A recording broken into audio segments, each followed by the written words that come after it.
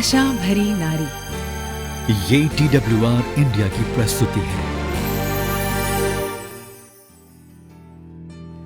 नमस्कार बहनों, आशा भरी नारी कार्यक्रम में आप सभी का हार्दिक स्वागत है। ये कार्यक्रम समर्पित है देश भर में ऐसी महिलाओं के निर्माण में जो विश्वास योग्य, दूसरों का उत्थान करने वाली और आशा से भरी हों। पिछले कुछ हफ्तों में हम यीशु द्वारा कहे गए वाक्य मैं हूँ और उन सत्यों को अपने जीवन पर कैसे लागू करें को समझने का प्रयास कर रहे हैं। जी हाँ, मैं हूँ ग्रेस और यहाँ मेरे साथ मेरी मेज़बान वाणी है और हम आज के कार्यक्रम में मिलकर के इस बात पर चर्चा करेंगे कि दाखलता आखिर क्या है और ये पता लगाएंगे कि ये हमारे जीवन में इतना महत्वपूर्ण क्यों है। मार्च और अप्रैल के आते ही सभी दुकानें, स्टॉल और गाड़ियाँ दाख यानी कि अंगूर की किस्मों से भर जाती हैं। दाख न केवल स्वादिष्ट होता है बल्कि वे घर पर उगाने के लिए एक सुंदर सजावटी पौधे भी होते हैं। बिल्कुल सही कहा आपने, और उनकी जो तस्वीरें होती हैं वो भी बहुत सुंदर होती हैं। बिल्कुल ठीक वाणी, करीब करीब 8000 प्रकार की दाख की किस्में पाई जाती हैं जिन्हें हम चुन सकते हैं और वे लगभग 6.5 करोड़ वर्षों से इतिहास का हिस्सा रहे हैं। तो दोस्तों आइए अब दाख के बारे में कुछ ऐसे तथ्यों को जानें जो अब तक हम नहीं जानते थे। दाख की खेती को विटिकल्चर यानी अंगूर की खेती के रूप में जाना जाता है और इस फल के कई फायदे होते हैं। अगर उन्हें सही मिट्टी, ऊष्म यानी कि गर्मी और अगर सही पानी मिले तो वे अच्छी तरह से बढ़ सकते हैं।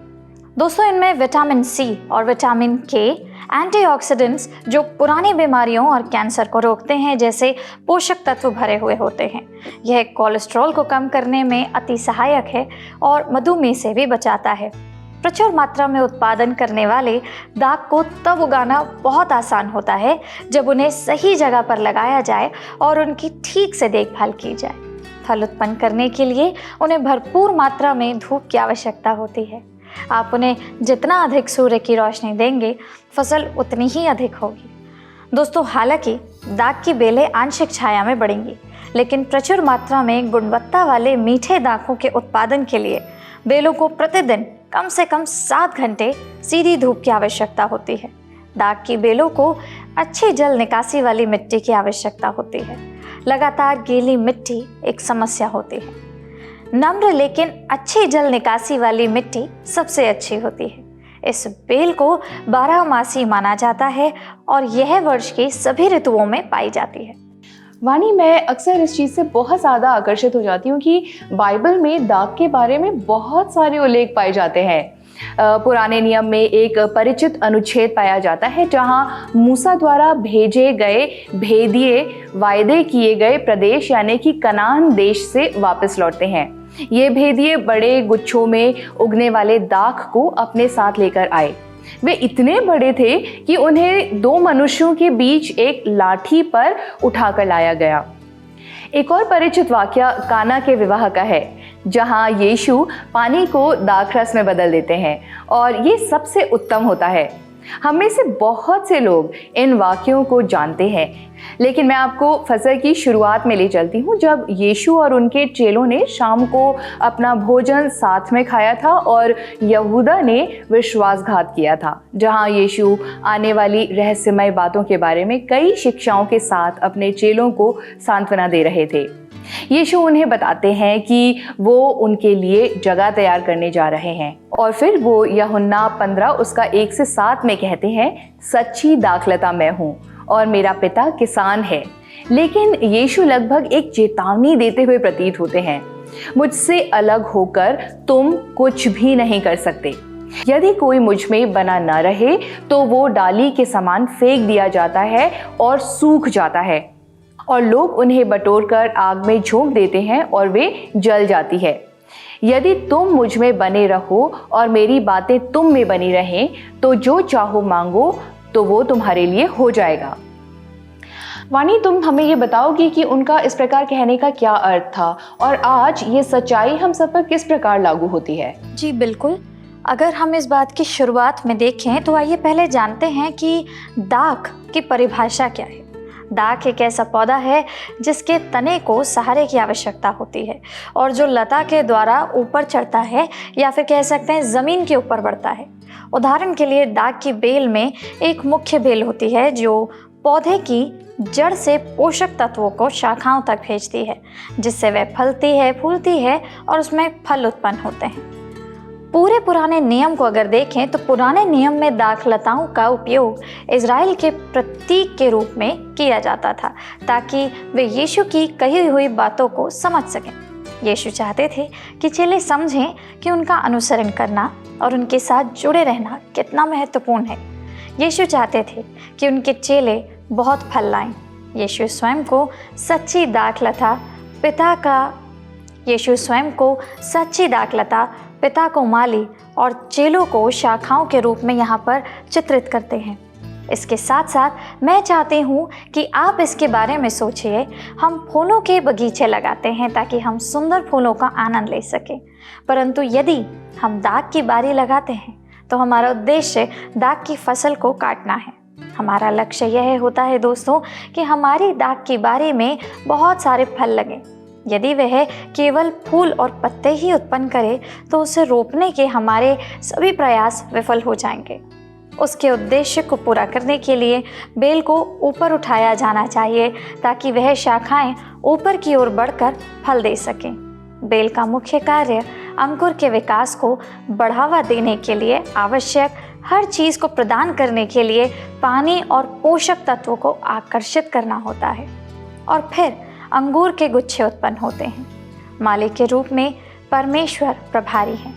परमेश्वर वह हैं जिनके पास बगीचे के स्वास्थ्य और उत्पादन की सारी जिम्मेदारी है। वह इसकी ओर ध्यान देते और इसकी देखभाल करते हैं। जो इसे नुकसान पहुंचा रहा होता है वो उसे दूर कर देते हैं, उसका पोषण करते हैं और पूरे परिदृश्य के लिए बड़ी तस्वीर की दृष्टि हमें प्रदान करते हैं। सच्ची मुख्य दाखलता के रूप में यीशु हमें पौधों की जड़ों और बगीचे से जोड़ते हैं जो स्वयं जीवन है। हम शाखाएं दाखलता से जुड़ी हुई हैं। शाखाएं उस स्वस्थ संबंध की वजह से फल देती हैं जो वे दाखलता के साथ साझा करती हैं। डालियां दाखलता के बिना नहीं रह सकती दोस्तों, ना ही वे माली या दाख की बारी के बिना पूरी तरह से स्वस्थ हो सकती हैं, जो आवश्यकता अनुसार उनकी छटाई करते हैं। यह एक संबंध परक प्रक्रिया है।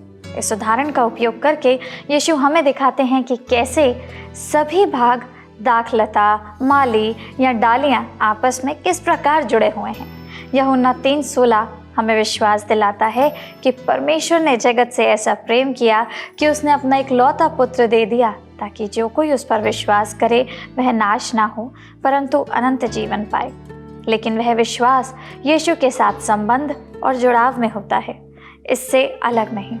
यूहन्ना के अध्याय 15 में यीशु हमें बताते हैं कि वह एक दाखलता है, हम डालियां हैं और परमेश्वर माली है।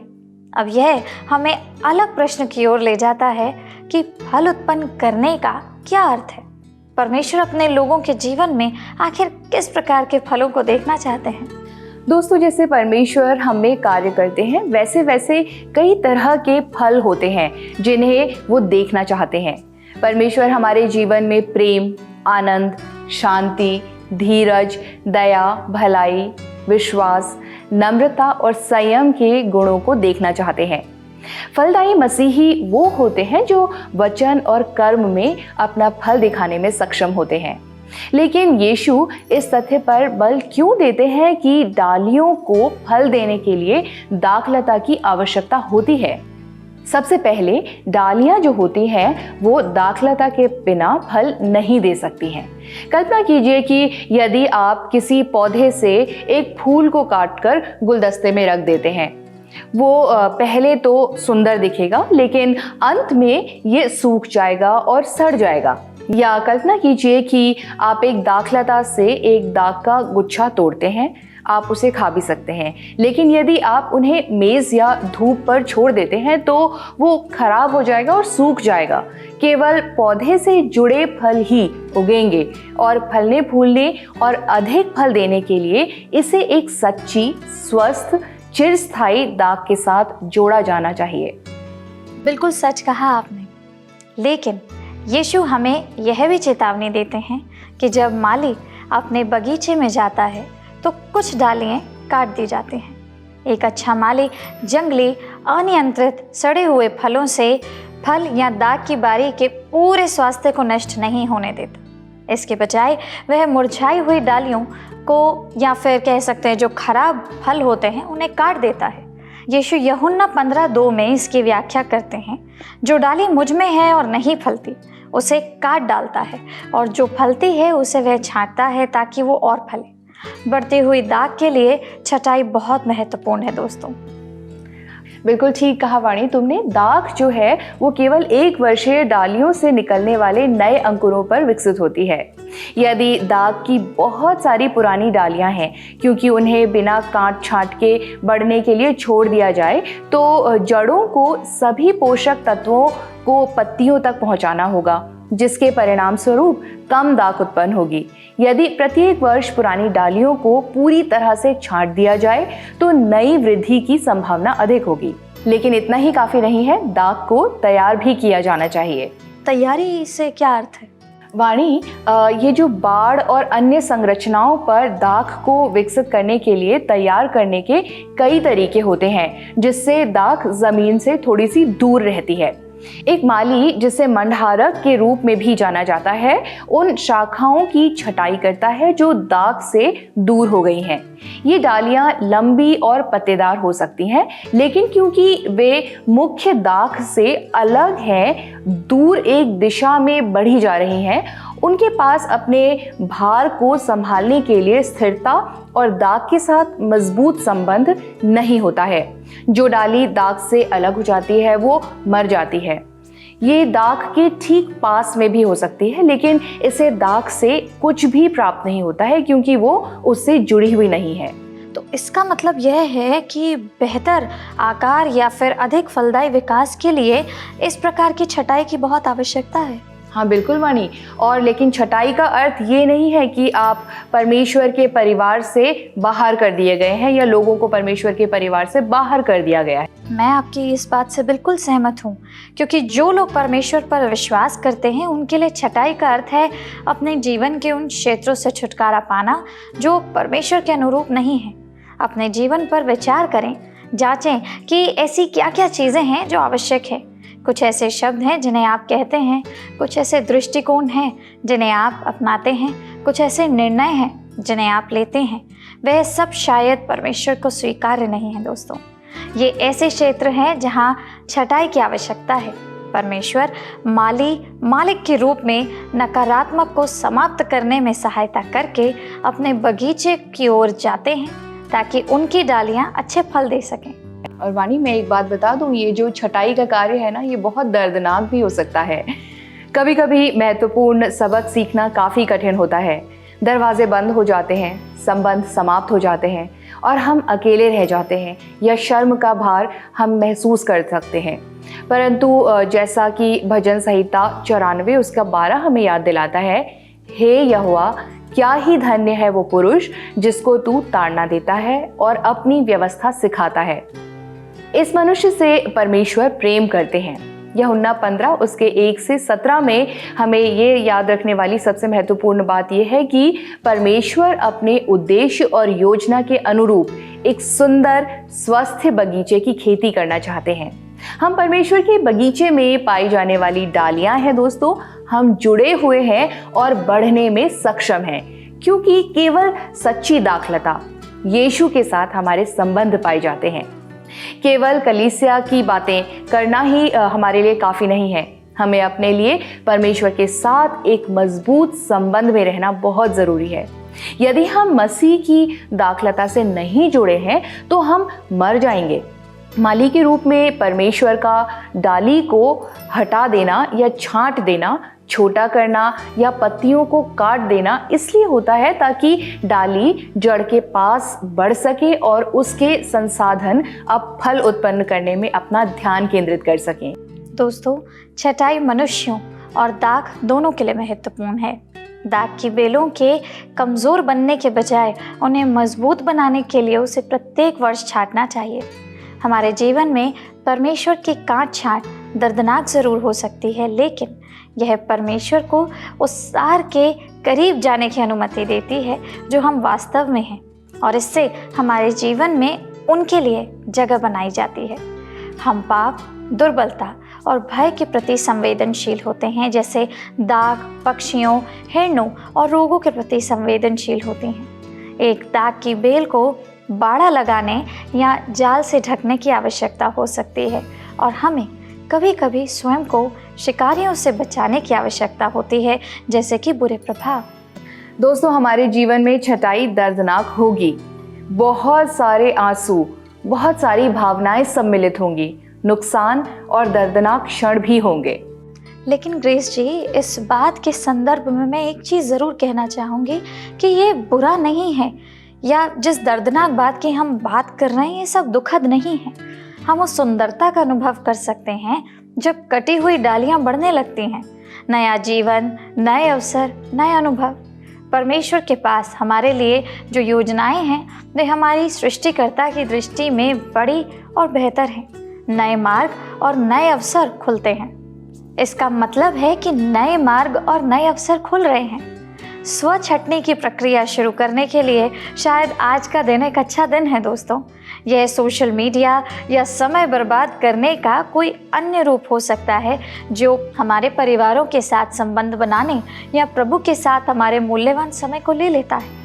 क्या अनावश्यक गतिविधियां हमें आत्मिक विकास और परमेश्वर की आवाज़ सुनने की क्षमता से वंचित कर रही हैं? क्या एक पोषित पाप हमें परमेश्वर के साथ गहरी घनिष्ठता से दूर रखता है, या जीवन के बारे में एक नकारात्मक दृष्टिकोण या कह सकते हैं एक नेगेटिव नज़रिया हमें अपनी आशीष के लिए परमेश्वर को पहचानने और उन्हें धन्यवाद देने से रोकता है? आइए परमेश्वर से प्रार्थना करें दोस्तों कि वह हमारे जीवन में अनावश्यक चीज़ों को पहचानने और उनकी छटाई करने में हमारी सहायता करें। ऐसा करने में कुछ समय और प्रयास ज़रूर लग सकता है, लेकिन शीघ्र ही हम पिता के साथ घनिष्ठ संबंध का आनंद लेंगे और आत्मिक फल देने लगेंगे। दोस्तों, हम आशा भरी नारी के रूप में अपने पर्यावरण से बहुत प्रभावित होते हैं। जिस प्रकार दाग की फसल दाग की बारी में पनपने के लिए कई तत्वों पर निर्भर करती है, जैसे धूप, बारिश, अच्छी मिट्टी और पानी की अच्छी निकासी।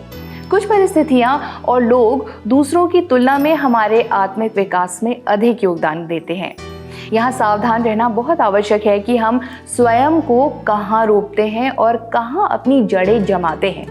आत्मिक परिपक्वता की ओर बढ़ना बहुत आसान है, और यदि हम वहाँ रोपे गए हैं जहाँ स्थितियाँ और पोषक तत्व आदर्श हैं, तो हम बहुत फल लाएंगे। हम सभी को सहारे की आवश्यकता होती है। दाख तब अधिक स्वस्थ होती है दोस्तों जब उन्हें अधिक प्रकाश और हवा देने के लिए एक जाली या बाढ़े के द्वारा सहारा दिया जाता है। बार बार जब हम मसीही असफल होते हैं, गिरते हैं, तब तक हमें ऊपर उठाने के लिए प्रोत्साहन और एक दूसरे की सहायता की आवश्यकता होती है, जब तक कि हम अपने दम पर खड़े होने के लिए मजबूत न हो जाएं। इस प्रकार का समर्थन सबसे महत्वपूर्ण चीज़ है जो हम अपने परिवार, कलीसिया, समुदाय और अन्य लोगों को दे सकते हैं। अपने परिवार और कलीसियाओं के अंदर एक कमजोरी भी सभी को प्रभावित करती है। जब दाख का एक भाग अस्वस्थ होता है तो शेष दाख और परिणामी फलों की फसल को नुकसान हो सकता है। इसलिए हमें एक दूसरे का समर्थन और उनसे प्रेम करना चाहिए ताकि हम मसीह की देह में मजबूत बने रह सकें। बिल्कुल सही बात है दोस्तों। स्वीकृति प्राप्त करने के प्रयास करने की बजाय हमें परमेश्वर में बने रहने में अधिक समय व्यतीत करना चाहिए। दाग को भरपूर और मीठा बनने के लिए मेहनत नहीं करनी पड़ती। वे बस उस दाग से निकटता से जुड़ी रहती है जिससे वे अपना पोषण प्राप्त करती है। जब हम दाखलता में बने रहते हैं तो हम यीशु के निकट रहते हैं। मसीह में बने रहने का अर्थ है प्रतिदिन और नियमित रूप से यीशु के साथ अपने संबंधों पर कार्य करना। इसका अर्थ है कि उनके साथ अपना समय बिताना और उनके स्वभाव को अपना लेना। इसका अर्थ है दोस्तों कि यह महसूस करना कि हमसे प्रेम किया गया है। इसका अर्थ है कि अपने जीवन को परमेश्वर की इच्छा के साथ लय में लाना, जो उनके साथ एक गहरे सार्थक संबंध के माध्यम से ही आ सकता है। हमें मसीह में रहने का चुनाव करना चाहिए। फलदायी होने के लिए हमें प्रभु के साथ समय बिताने और उनके साथ रहने के लिए समर्पित होने का निर्णय लेना होगा, ताकि उसका जीवन हमारे माध्यम से प्रभावित हो सके।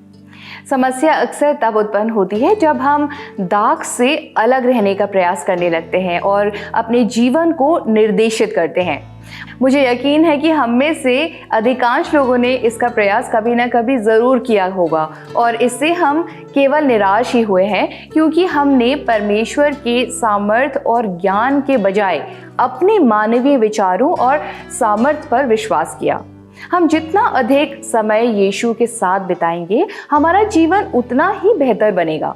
जब हम अपने दिन की शुरुआत बाइबल अध्ययन, प्रार्थना और परमेश्वर के प्रति धन्यवाद के साथ करते हैं जो उसने मेरे लिए किया है, तो हमारी समस्याएं कम होती चली जाती हैं और हमारे काम का जो बोझ है ना, वो भी हल्का हो जाता है। जब हम परमेश्वर को ये बताने लगते हैं कि वो आज हमसे क्या चाहते हैं, तब हम अधिक सही कार्य कर सकते हैं। केवल जब परमेश्वर को अपने जीवन की दाखों को छांटने की अनुमति देते हैं, तभी हम आगे बढ़ सकते हैं दोस्तों। तो दोस्तों, इस बारे में सोचें कि आपके दाग की किस डाली को छटाई की आवश्यकता है। ऐसी कौन सी चीज़ है जो आपको यीशु के द्वारा प्रदान किए जाने वाले पूर्ण आनंद का अनुभव करने से रोक रही है। वह धीरे धीरे आपके जीवन में उन चीज़ों को छाटेंगे जो आपको उनके पूर्ण आनंद का अनुभव करने से रोक रही हैं। उनमें रहने का अर्थ है उनके साथ समय बिताना, यानी यीशु के साथ समय बिताना। हमें हमेशा बेहतर फसल की आशा करनी चाहिए और ख़राब मौसम होने पर कभी भी निराश नहीं होना चाहिए। एक खराब फसल का अर्थ ये नहीं है दोस्तों कि अगले वर्ष दाख का जो उत्पादन है वो होगा ही नहीं। एक खराब फसल परमेश्वर के करीब जाने, अपने आसपास अधिक ध्यान देने और सुनिश्चित करने के लिए एक जगाने वाली आवाज़ हो सकती है कि हम उसकी ज्योति और प्रेम में बने रहें। जब कठिनाइयाँ आती हैं, जब कठिन समय आता है, जब आप छटाई का अनुभव करते हैं, स्रोत या कारण की परवाह किए बिना उसमें बने रहें, मसीह में बने रहें, अपना विश्वास बनाए रखें, जड़ के करीब आए जहां बल और पोषक तत्व हैं। यीशु के इन शब्दों को याद रखें, क्योंकि मुझसे अलग होकर तुम कुछ नहीं कर सकते। मेरी प्रिय आशा भरी नारी, दृढ़ बनी रहे, छटाई को सहन करिए। आइए परमेश्वर के सामर्थ्य को अपनी निर्बलता में सिद्ध होने दें। आइए अपने आप को पूर्ण रूप से यीशु पर निर्भर कर दें। अगर आपको आज का संदेश अच्छा लगा तो स्क्रीन पर आ रहे नंबर पर हमें मिस कॉल ज़रूर दीजिएगा और यीशु पर अपनी निर्भरता बनाए रखिए। प्रभु आपको आशीषित करें। हम अगले हफ्ते फिर से मिलेंगे।